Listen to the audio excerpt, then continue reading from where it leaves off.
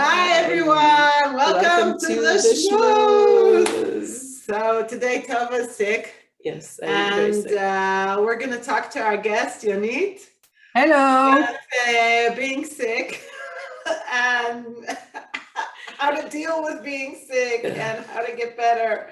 Yes. I have a very beautiful exercise for you. I'm listening. When you shower, put your back to the water to go tapping on your back. Okay. Put your hands like this with when you have the fingers on the soft part. Okay. Of your hands. You take deep breath from your nose. Okay. And you exhale it by saying ah and doing like this. Ah.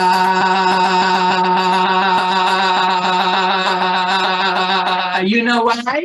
Because everything you've got in your lungs will go out and then you will throw it away. And it's like the cystic fibrosis. It makes very good for bronchitis, all kind of sickness that you can have with the breathing. I will try that. Me, I'm gonna live in the shower. I'm just gonna live in the shower. I'm gonna bring my phone. I'm gonna bring tea, and I'm just gonna stay there. Don't talk to me. Your family will think, "Oh, what a crazy mother!" They already know that. They already know that. It's really take out because the phlegma sticks on your lungs. That's why when you do this, you break them down and they go out. I'm gonna do it. I'm so gonna do it. It's funny because when you're sick, you feel like you have so much time and so much energy.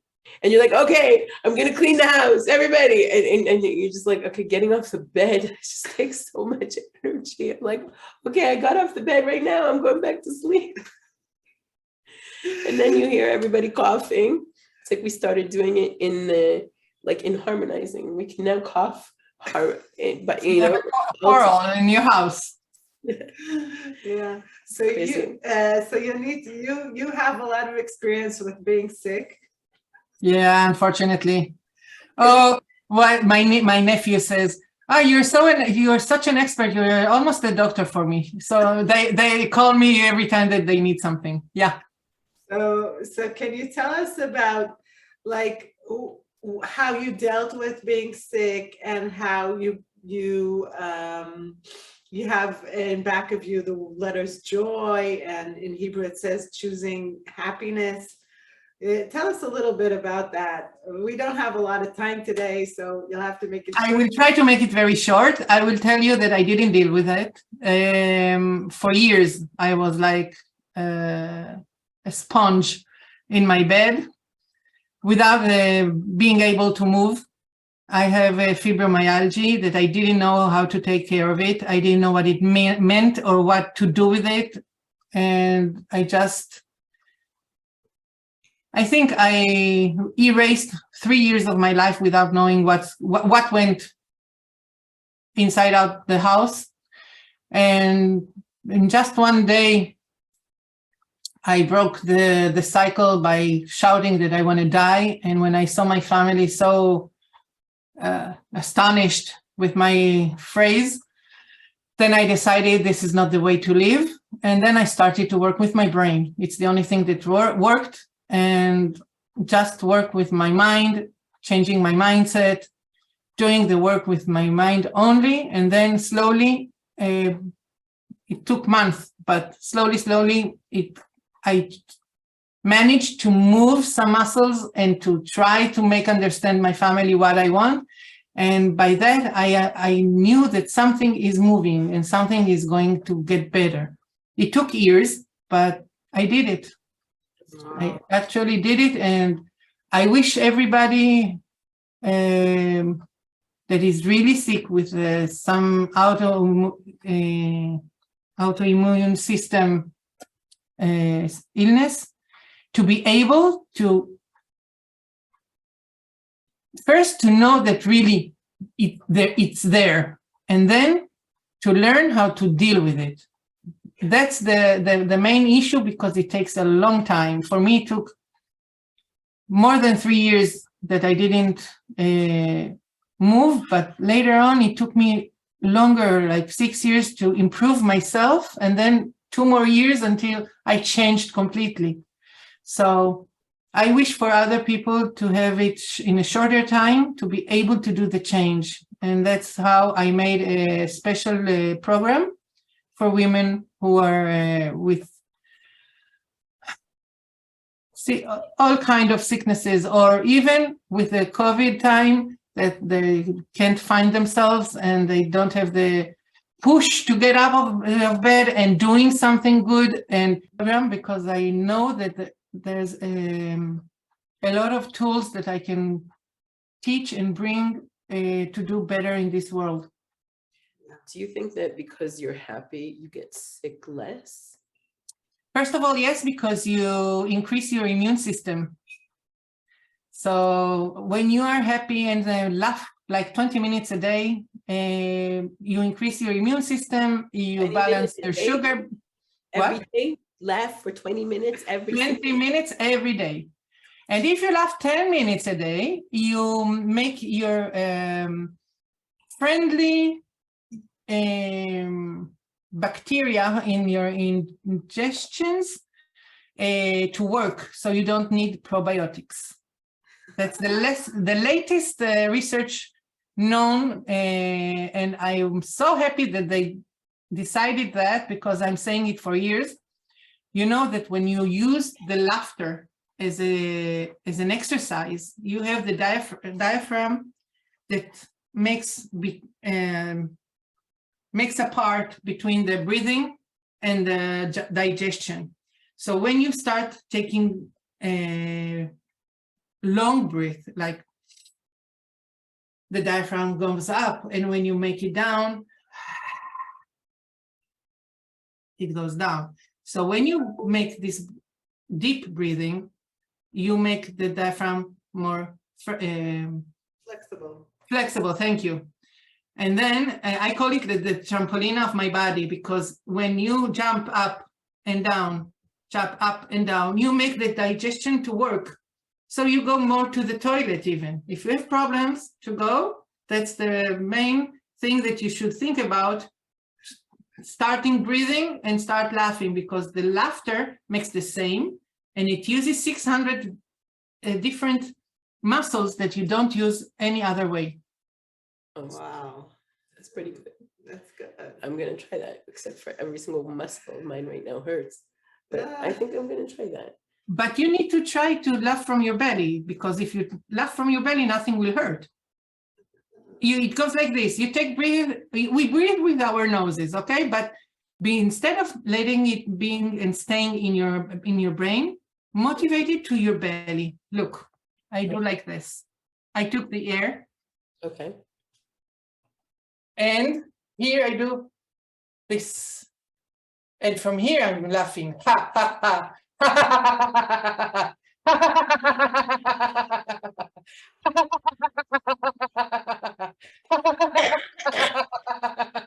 That's the one. We have in Guinness Book one of our own, Merav Talor, that laughs 3 hours and 40 minutes without stopping, using this technique from laughing from your own belly. When you use it like a pump, okay, that's why, and that's how you make it work. All the system works and nothing hurts. That's amazing. I'm going to try that. That's amazing. I am totally and completely going to try that. And I'm going to tell all of my children and all of my family to do it if it works. You take all your kids. How many you have? 4 at home. 4 at home. That means how many out? 3. Wow, it's a kif. So our dream was to have 6 kids. So I'm happy for the 4 that I have. You can put them in a line and tell them, breathe in from the nose, Put all the air in the belly, down, and now start taking out the air. So Yonit's internet crashed, so we continue from here on our own.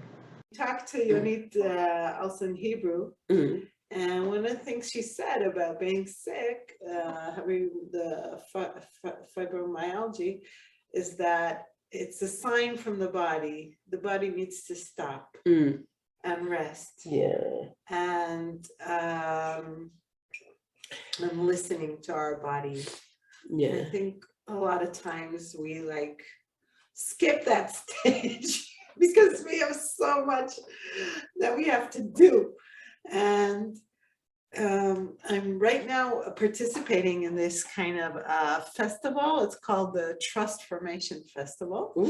It's about building your own trust in life and the goal you set for yourself. And you know, there's a road you have to take, and it's like going on a bridge and you don't know what the bridge even looks like. I like and one of the things he has us doing each morning is asking ourselves, what is the step that will take me today towards my goal? And my answer today was just rest. And I was like, what? And I think every time we're sick, it like brings us to our attention that this body needs rest, as well as other stuff that maintains us, like laughter and enjoying our life and doing stuff, but rest is really important. I like that. I like that. So many times we just ignore our bodies and we expect them, this wonderful machine, to just work endlessly. And then the body says, hey, hi, I'm here. Everybody's like, so what, you know, have you started? It's 2023 now. What goals have you set? And I'm like, getting out of bed. That's my goal. That's my goal. Yeah. But, you know, someone like Yonit who could not get out of bed, you know, you really appreciate it. And now when you're sick, you really appreciate it. I appreciate so many things. Wow. So many things, like the ability to open your eyes, the ability to smile, the ability to laugh, all these things that are so fundamental and you don't think about them. And then all of a sudden when it hurts or you can't, you're just like, wait, what? Like that, it gives you a reminder of like also what to be grateful for and what, and how much good and abundance you have in your life. One of the things I am going to do when I get better is I am going to buy a yoman, like a new journal. Every year I start a new journal at 20, like on the first thing. And I decided that this year I'm going to have a word and a sentence. A word of the year. We talked about this, right? Yeah. And a sentence. So I'm curious. We talked about it, but I don't know. I don't remember what I said last time we talked about it. Oh, you did. You said your word, if I remember, was going to be Hagshama. Hagshama, fulfillment. Yes. Yeah. I like that. It's a good word. So my word is going to be Hachna'a. Like subordination? No, not subordination. No. Like just Hachna'a, like knowing that whatever I do is going to be good enough because there's a higher power that controls me. Like it basically like surrender? Yeah, surrender. That's my word. Okay. Like there's a I didn't plan on getting sick. I had all these plans and we can do whatever we want to do. But at the end of the day, there's always a higher power. Right. That's Hashem that controls us, that tells us, you know, okay, Tova, you have to be sick now. Or you have to, so we can do the maximum that we can do. But at the end of the day, if my goal for today is getting out of bed, then that's my goal. And if God wants me to get out of bed, like at the end of the day, I can move myself, but God controls the strings. And I think I forgot that, that to let God in. My sentence, you want to hear my sentence? Let God. Yes, totally. My sentence, I heard the sentence and I just think this is such a great sentence. I'm incorporating this into my sentence of the year. If you can't go big, go home. Either go big or go home. Okay. And then at the bottom, you have hachna'ah. I can do as much as I want, but God controls it. As in, like, go home is come back to yourself, or no, as in like titkapel, like just forget it. Like, yeah, like Okay. either you're gonna go all out and totally all out, Yeah. or you're just gonna go home. Well, I interpret that sentence a little differently. Okay, go ahead. Go big or go home, like home to yourself, home to really looking at what is there that you know, what you really want to do. Because a lot of times, you know, home is a place where you can regroup, rethink, right, recharge, right, and then you could go big again. I So like they're that. both great. I like that. I love home. Yeah. And you're saying so. It's not just like let go, forget it. It's like come back to yourself. Yeah. Take that moment. I like that. Yeah. I like that. That's okay. how I would like to interpret that. Okay, go for it. You can interpret it any way you want. And I like your way because it shows that there's going big, but going home is not necessarily a failure. Right.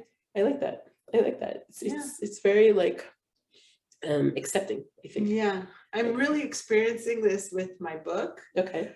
A year ago, I did a Head Start project for my book. I was really hoping that I would make it and get the money and everything. But the best thing that happened to me in 2022 is that I failed on the Head Start because I got to do it in my own time.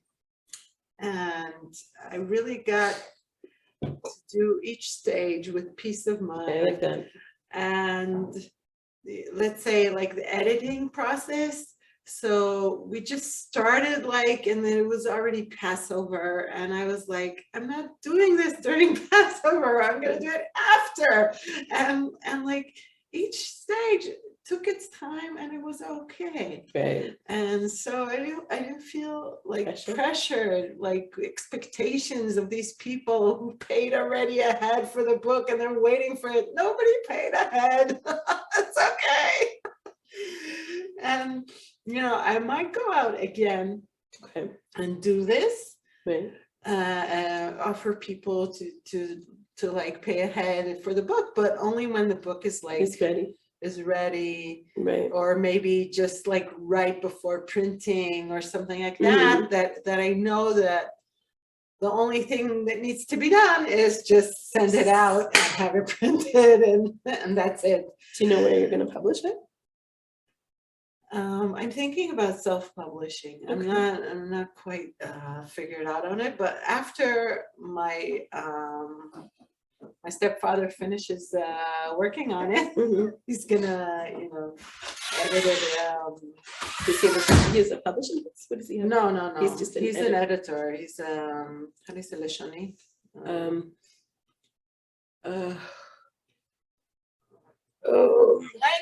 Language. I don't know. Anyways, yeah, just gonna check everything's grammatically okay and that I didn't screw up with the Hebrew. And after he finishes that stage, so then it goes to graphic, and then printing. So once I think it stands on its own and it just needs the graphics and the printing. So then I'll try and offer it to publishing houses and see. Maybe somebody's going to give me a good offer. Maybe.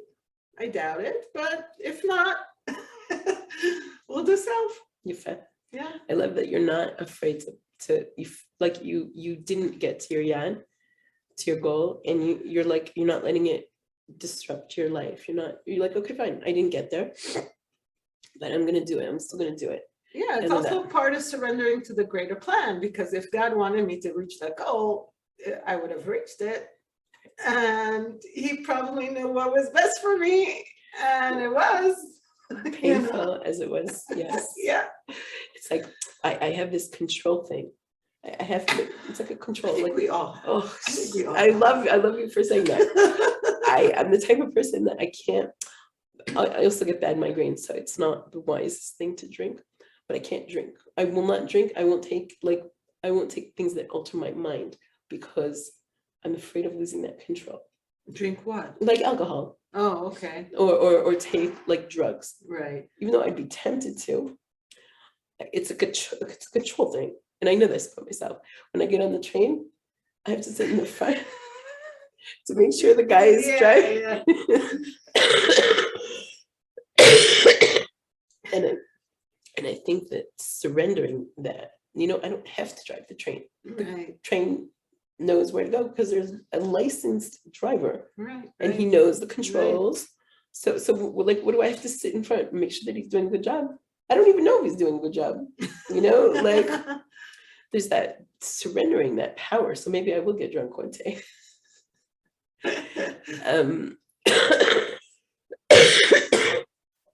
There's also like that, knowing that I can do the best that I can, and then letting go. Right. There's power in that. Right. There's total power in letting go. So I think that's where I'm gonna try to focus. So what's your sentence? Go big or go home. Go big or go home. Right. And your interpretation of home is that opportunity to recoup, regroup, and rethink everything. So it's not like necessarily a failure type of thing. Yeah. I like that. It makes that sentence even more stronger. So I think my sentence would be enjoy the ride. Ooh. Like realizing that anything that I do and I want to fulfill, it's a ride. Nice. It's gonna have ups and downs. It's gonna have all kinds of maybe passageways that I didn't even know they were there. Right. And adventures. Ooh. And I'm here to enjoy the ride. Nice. And nice. We went to a movie on Motzei Shabbos, Boaz and I. Nice. And it's called The Fableman. With Steven Spielberg, the author. How was it? I didn't like it so much. Okay. But there's a point there that when you go to a movie, you go to enjoy the ride. Okay. That means you'll have scary parts, you'll have tragic parts, but all in all, you go to like experience something and to be there and to. Nice. So that if there's something that I'm taking from that movie, is that the point that enjoying the ride doesn't mean that you're happy all the time, doesn't mean that you're laughing all the time, but you are there. And you're present. You're present. Yeah, you're present. Okay, that's an interesting idea. And you're saying joy is not necessarily being happy and like having joy. It's just living life and enjoying and being present. I think being present is very important to joy. I think joy is a little bit also like Yonit told us when we talked to her in Hebrew, and she had to go, so she's not going to continue with us now. But she talked about sensing when it's too much, that you have like too much on the downside, and then actively picking yourself up because you have to really balance yourself in this life. But I think feeling your feelings is part of joy, because it's part of happiness, the journey of happiness, because every feeling, it just comes to us, and we can increase certain feelings just by like getting into them, but basically just feel the feeling, Become more aware. I mean, if I'm in pain, so usually I don't want to feel it. Okay. And then repressing it and like stepping it down a lot of times will make it sometimes surface in another way.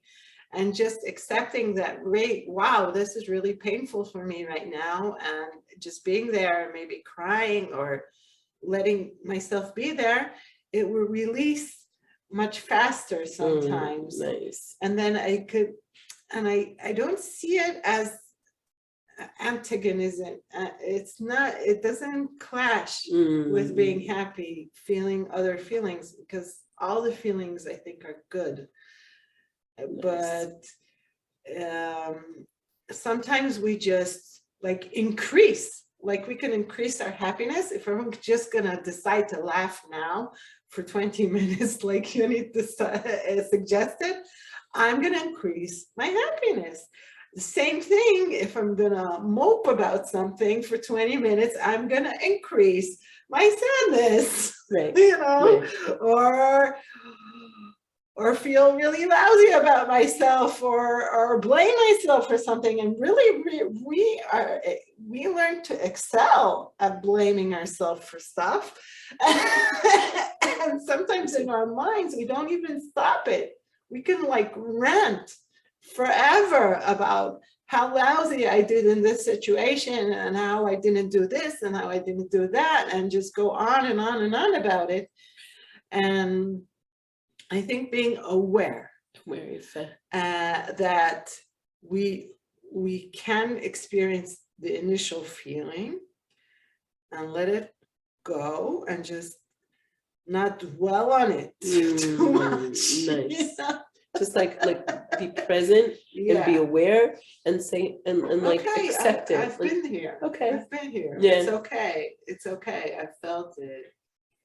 I worked with, I did this like internal work with myself once when I was experiencing jealousy. Okay. And jealousy is not a nice feeling to feel, you know. I told you about it. There's this aunt who invites my sisters. Right. That's a huge not thing. Me. That is a huge thing. So I was experiencing the jealousy like really, really hard, but not really experiencing the jealousy, just feeling really bad about myself. And once I decided to be present and to say, hi, jealousy, what do you want to say to me? What am I jealous about? And is this really the truth? You know? Right. Because a lot of times we're, okay, so they're in the States, but does that mean that like they're better off than me? That I don't have a good life? That I'm like, wow, you know, I should be so happy about my life. I have such a great life, you know, I wouldn't exchange with them, you know, neither of them. Right. So, and that made me realize that, you know, I could be happy with what I have, and happy for them that they're enjoying. Right. In the moment. In the moment. In the moment. Nice. Yeah. Nice. Tony Robbins, and then I think we're gonna stop. Yeah. Tony.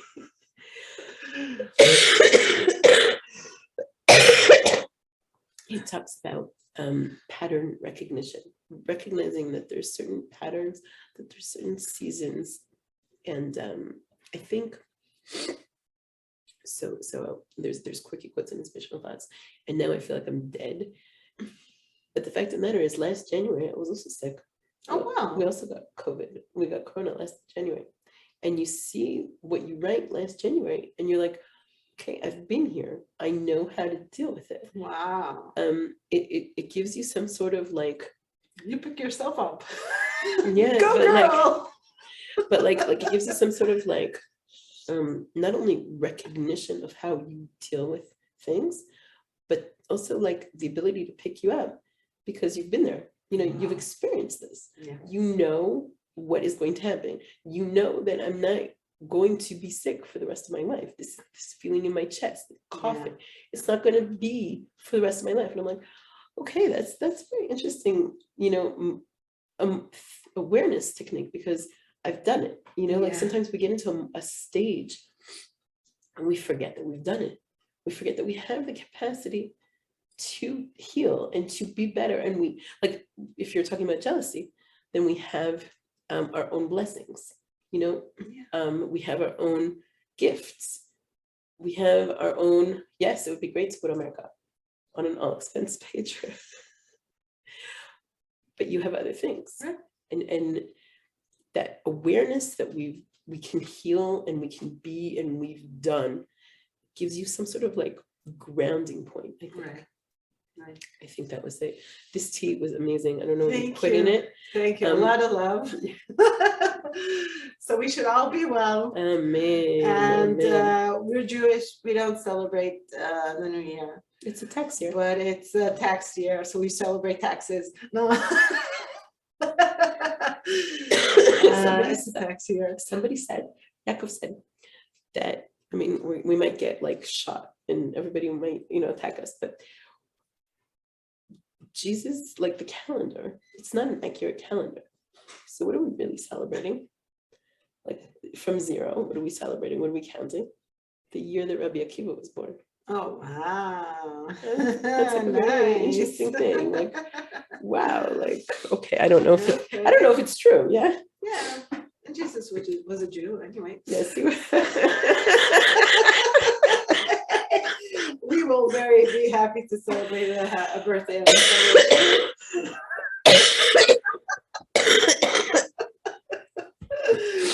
So I missed you. I missed you during this last week. Yeah, It was great. It was missing. I was in Yeah. my bed.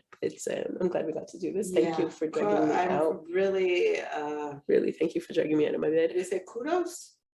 Kudos. Kudos, yeah. Kudos to you for getting out of bed and coming, even though you're sick. And we wish you a fresh lemon. You should heal fully. Amen. And hopefully All of them. we'll meet here next week. Bezrat Hashem, For healthy. another episode And of the Shmoo!